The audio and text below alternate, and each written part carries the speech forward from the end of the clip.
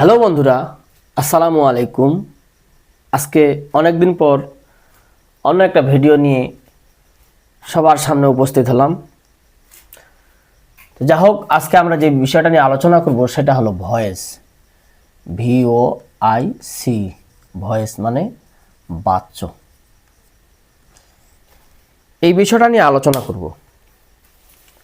সর্বপ্রথম জানতে হবে ভয়েস, যত বাচ্চা আমি লিখে দিছি। ভয়েস দুই প্রকার।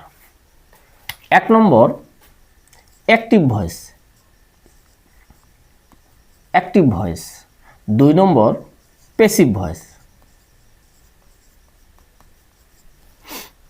অ্যাক্টিভ ভয়েস কি জিনিস?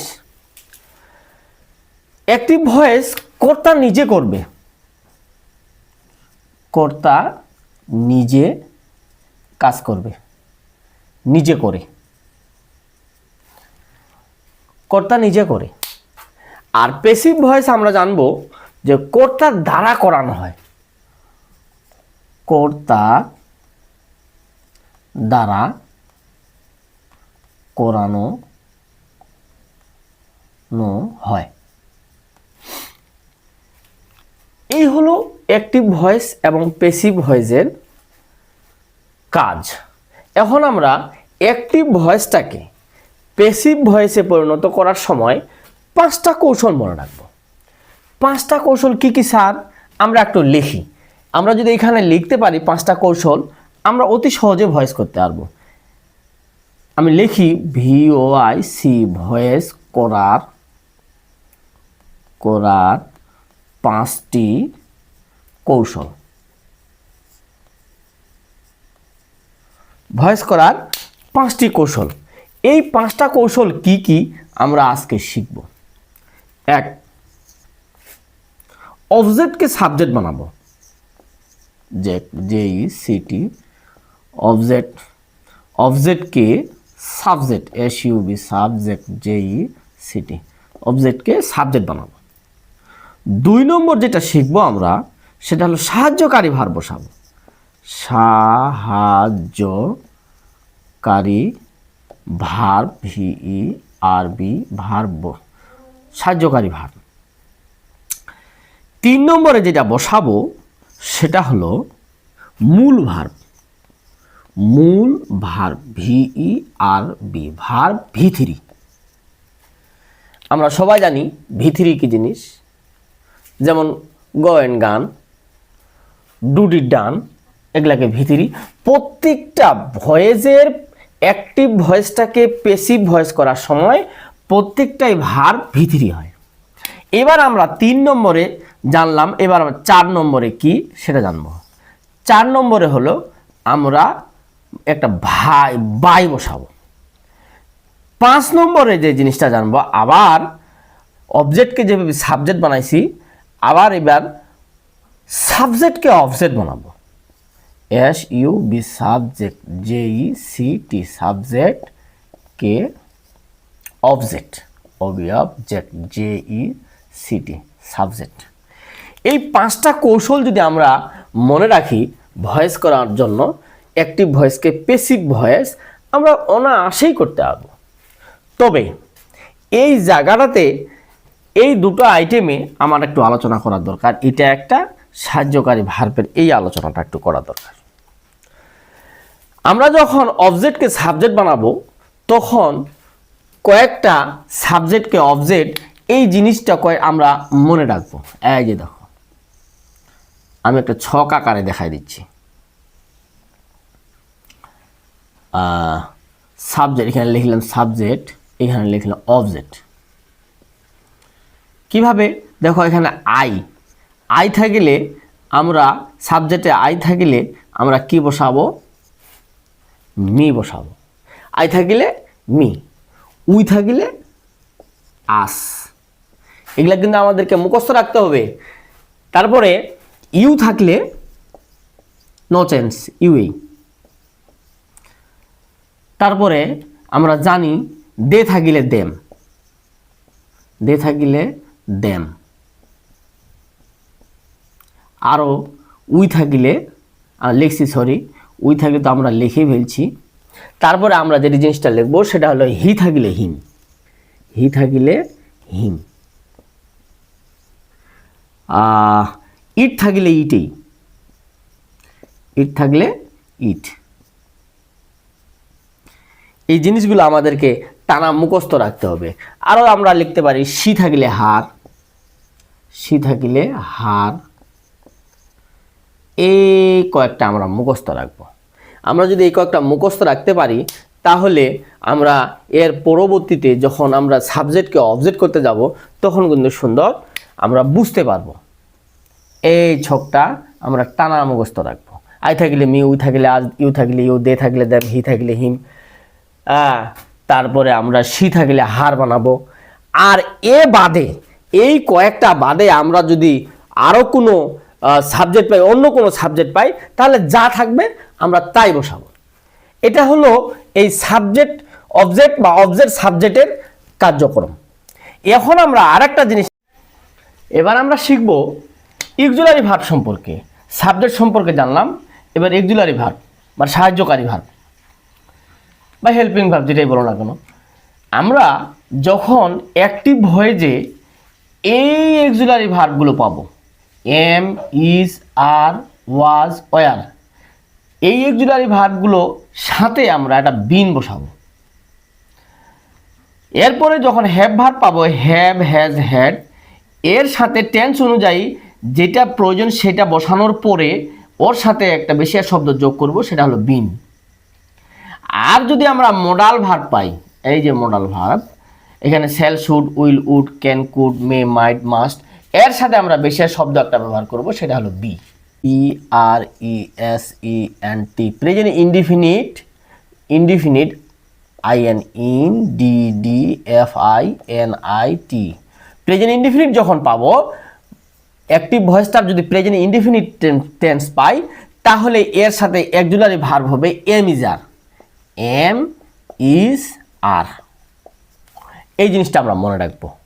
আর যদি পাস্ট ইনডিফিনিট টেন্স পাই, past indefinite, I N in D D F I N I T, past indefinite যদি পাই তাহলে আমরা এর সাথে যোগ করব ওয়াজ আর ওয়ার, ওয়াজ আর ওয়ার। দেখো এম ইজ আর কোথায় যোগ করব, যদি বাক্যটা আমরা প্রেজেন্ট ইনডিফিনিট টেন্স হয়। আর যদি পাস্ট ইনডিফিনিট টেন্স হয় তাহলে আমরা যোগ করব ওয়াজ আর ওয়ার। তবে একটা কথা বলে রাখা ভালো, আমরা টেন্স পড়ি কত প্রকার, 3 প্রকার থেকে হয়ে যায় 12 প্রকার। এই যে 12, এই 12 প্রকার টেন্সের মধ্যে ভয়েস কাজে লাগে বা ভয়েস হয় মাত্র 7 প্রকার টেন্সে। এই কথাটা আমরা আজকে মনে রাখবো, এটা একটা নতুন কথা। তবে এই 7 প্রকার কি কি স্যার, এটা আমাদের জানা রাখতে হবে। 7 প্রকার হলো present indefinite, present continuous, present perfect, present perfect continuous. আমরা প্রেজেন্ট টেন্সের শেষেরটা বাদ দিব, প্রেজেন্ট পারফেক্ট কন্টিনিউয়াস, এটার ভয়েস হয় না। Past indefinite, past continuous, past perfect continuous, past perfect continuous টেন্সটা বাদ দেবো, এটারও ভয়েস হয় না। ফিউচার টেন্সের মধ্যে future indefinite, future continuous, future perfect continuous, এখানে আমরা অনলি ফর ফিউচার ইনডিফিনিট নেব, বাকি 3টা বাদ দেব, মানে ওই 3টার ভয়েস প্রয়োজন হয় না। তাহলে আমরা আজকে জানলাম এই 12টা টেন্সের মধ্যে আমরা ভয়েস করব কয়টা, 7টা। এখন দেখো 7টা ভয়েস, এই 7টা ভয়েসেরই অক্সিলারি ভার্বটা বা হেল্পিং ভার্বটা বা সাহায্যকারী ভার্ব যেটাই বলো না কেন, ওইটার আমরা আলোচনা অলরেডি করে ফেললাম। এই অক্সিলারি ভার্বের মধ্যে প্রেজেন্ট ইনডিফিনিট টেন্স যদি পাই আমরা তাহলে এম ইজ আর বসাবো, পাস্ট ইনডিফিনিট টেন্স যদি পাই ওয়াজ আর বসাবো, আর present continuous tense am is are ওটাতে চলে আসছে। এরকম বাকি যে টেন্সগুলো আসবে ওগুলো অলরেডি আমরা আলোচনা করে ফেলছি। এখন আমরা কি করব, প্র্যাকটিক্যালে যাব।